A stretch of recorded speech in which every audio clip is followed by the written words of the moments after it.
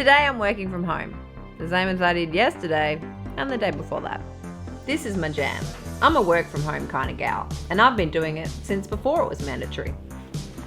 I like to squeeze the most out of every single day, so I'm going to show you how I like to be super productive when working from home. I wake up at the same time every morning. The first thing I do is exercise because it makes me feel good, and that's how I like to start my day. I have a set exercise routine that I like to mix up so I don't get bored. On Monday, it's spin. Tuesday, it's yoga. But today is Wednesday, so I'm doing weights. If for some reason I can't get to my gym or my yoga studio, say for example, I don't know, there's a global pandemic or something, then YouTube exercise channels are my friend. I'm in the middle of a MadFit session right now. Hey Maddie.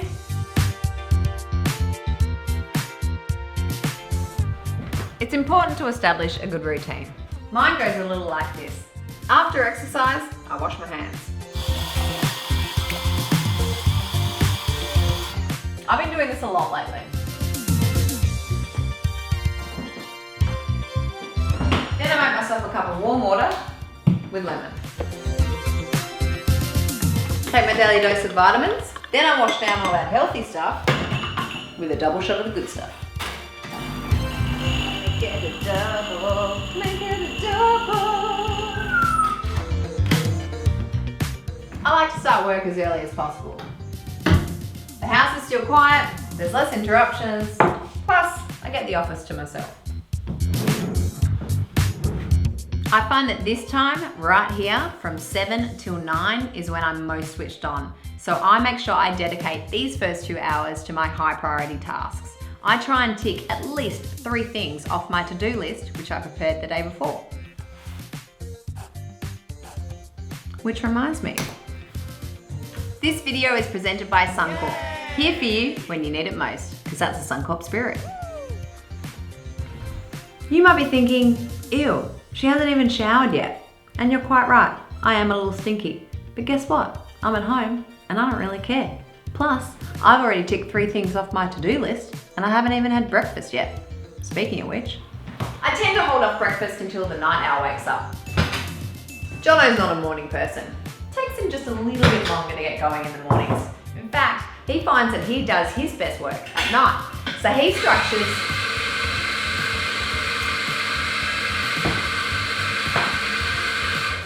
his workday a little bit differently to me. He does his priority tasks at night because that's when he is most switched on and focused.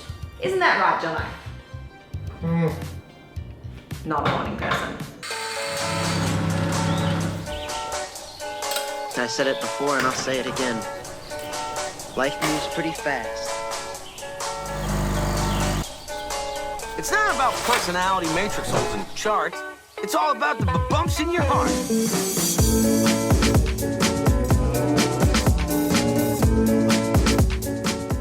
After breakfast, it's time to get clean. Routine is your friend. Structure a 9 to 5 work routine that works for you. How you tore your dress, what a mess, I confess. I'm more a 7 to 4 kind of gal, and I take regular breaks throughout the day. Otherwise I can get a little antsy. 10 AM and I'm back at my desk. Except this time, I've showered and put on pants, which is another very important step into being productive. Whilst it's very easy to wear track pants all day, every day when you're working from home, it kind of makes you lazier. Trust me, I've tested the theory. Set up your space to get shit done. Clean your desk, pop on noise-cancelling headphones, and smash out as much work as you can before lunch. My favourite thing about working from home is that lunchtime rules. You can prepare meals whenever you want from the comfort of your own kitchen without having to wait for Carol to finish stuffing her curry in the microwave. I've literally never had to wait for Carol to finish stuffing her curry in the microwave. It just felt fun to say. Allocate an hour for lunch to completely switch off. Go for a walk, sit in the sun, exercise, FaceTime a friend, listen to music, or watch TV. Speed in their pocket. They carry a glass bead, blood red, the size of a pea. beware the dangers of daytime television. You don't want to get stuck watching back-to-back episodes of The Mentalist. Trust me, I may have fallen prey to Simon Baker's dreamy eyes and witty banter before. Be strict with yourself and turn it off. One of the biggest changes that I had to get used to when working from home the first time was that you just don't get the human interaction that you normally would when you're working in an office. And I've got to admit, I do miss that. So I plan regular Skype calls with my team so I can actually see people face to face. Hey guys, the gang's all here. How are you guys going today anyway? You good?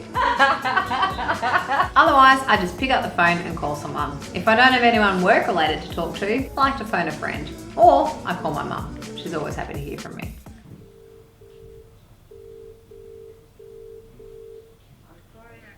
Maybe she doesn't want to hear from me. The afternoon is where I start to lose focus, and I find it a lot harder to concentrate.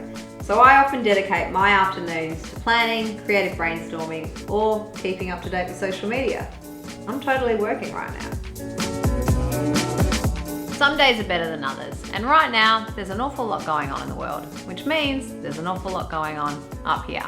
Usually I'm pretty focused, but right now I've found myself getting really easily distracted, stressed, bored, and sometimes I find myself just literally staring at my computer screen with absolutely nothing at all happening. When that happens, it's best just to walk away. Dude, give yourself a break, because if it ain't happening, it ain't happening. Do something else to take your mind off things. Prep the veggies for dinner, do the washing, go for a walk, watch a movie, read a book, make a cup of tea, meditate, do whatever you want to do. That's kind of the beauty of working from home. You can be flexible, so make the most of it.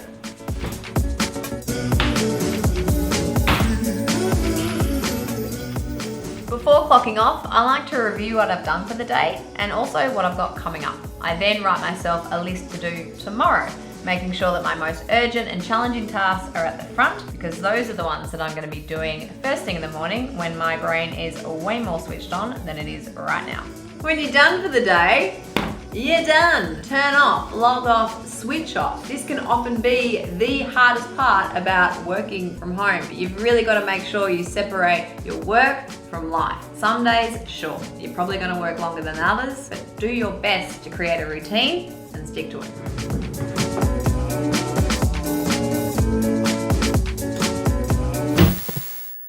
Reading a magazine. So that's it. That's how I like to structure my day when I'm working from home. Working from home is nothing new to me. I have been working from home for a while now, but it did take me a while to really find my groove. If working from home is new to you, I would just say, just make sure you create a routine and structure that works for you and your lifestyle, because everybody is different. Everyone's situation is different. So you just really want to make sure you look at your day and work out how you can be the most productive version of yourself and to create that routine and structure that works for you. Now, I had a lot of fun putting that together for you guys, but I must admit, nothing about my routine right now feels normal at all. It's an incredibly bizarre time that we're all going through. I have had a lot of time to think, cooped up at home, and I must admit, it's been a bit of a wake-up call for me because my freedom has been completely taken away from me, and it's made me realize just how lucky I am to have been free in the first place. So I am feeling incredibly grateful at the moment for my situation and for the position that I am in. Very grateful for the fact that I have a very generous and comfortable roof over my head, and now more than ever I'm incredibly grateful for the fact that I can work from home, because right now, let's face it, that is a privilege. I know that we're all going to come out of this stronger and just a better version of ourselves. I'm really hoping that we all come out perhaps slightly more appreciative, maybe more considerate and kinder to one another. Perhaps we'll come out even less stressed, a little less greedy, but more than ever, I really hope that we're all slightly more grateful and appreciative for everything that we have around us, for the beautiful world that we live in, for the family and friends and our support networks. Just be aware and take a bit more time to look around every once in a while and realize what incredible world and life that we have, because after all, life moves pretty fast. If you don't stop and look around once in a while, you can miss it. Stay happy,